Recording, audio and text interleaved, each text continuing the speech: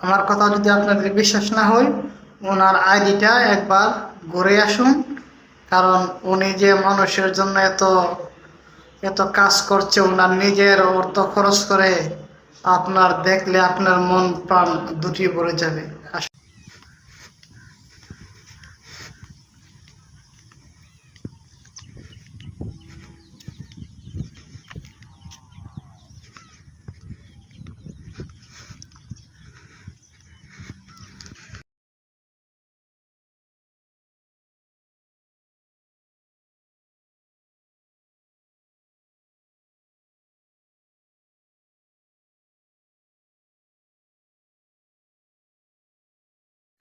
আসসালামু আলাইকুম, সম্মানিত দেশবাসী।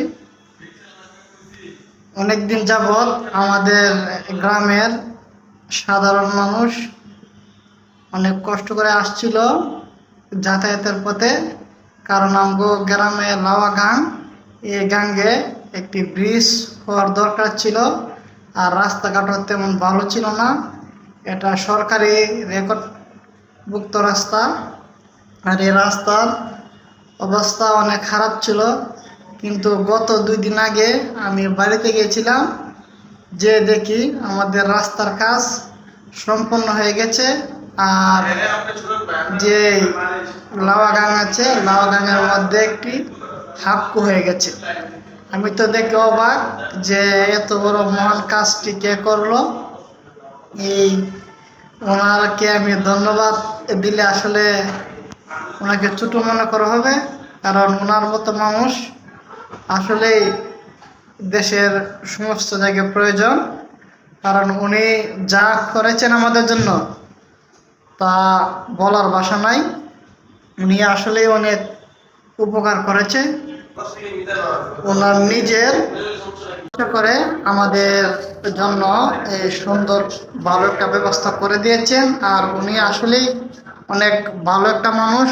কারণ ওনার মতো মানুষ সমস্ত দেশে দেশে প্রয়োজন, সমস্ত জায়গায় প্রতিটা ঘরে ঘরে এরকম মানুষ প্রয়োজন।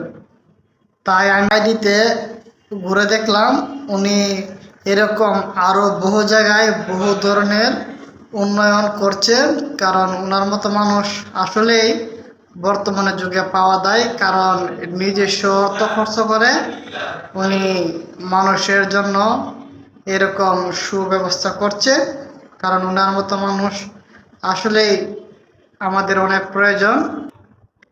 এখন বর্তমান সময়ে একজন মানুষ আরেকজনের জন্য উপকার করা তো দূরের কথা, তাদের সমস্যা দেখলে আরো গাঢ় পারদা দাঁড়িয়ে থাকে।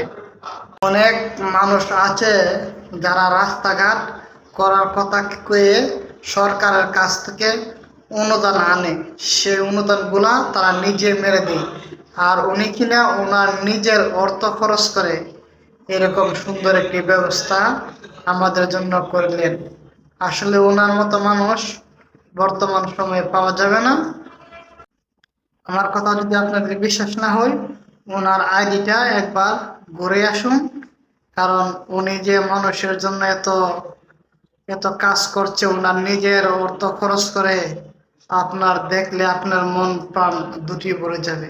আসলে উনি অনেক ভালো মনের মানুষ। আর ওনার মতো মানুষ বর্তমান সময়ে আমাদের ব্রাহ্মণবাড়িয়া সরাইল নোয়াগাঁয়ে আছে। আসলে আমি চিন্তা করতে পারিনি আসলে ওনার মতো মানুষ যে আমাদের নোয়াগাঁয়ে আছে। আমি আসলে ওনাকে না দেখলে আমি কল্পনা করতে পারতাম না। আসলে উনি অনেক ভালো মনের মানুষ। আমি দোয়া করি আব্দুল মালেক সাহেব, ওনাকে আল্লাহ হাজার হাজার বছর বাঁচিয়ে রাখো। ওনাকে আল্লাহ হাজার বছর বাঁচিয়ে রাখো।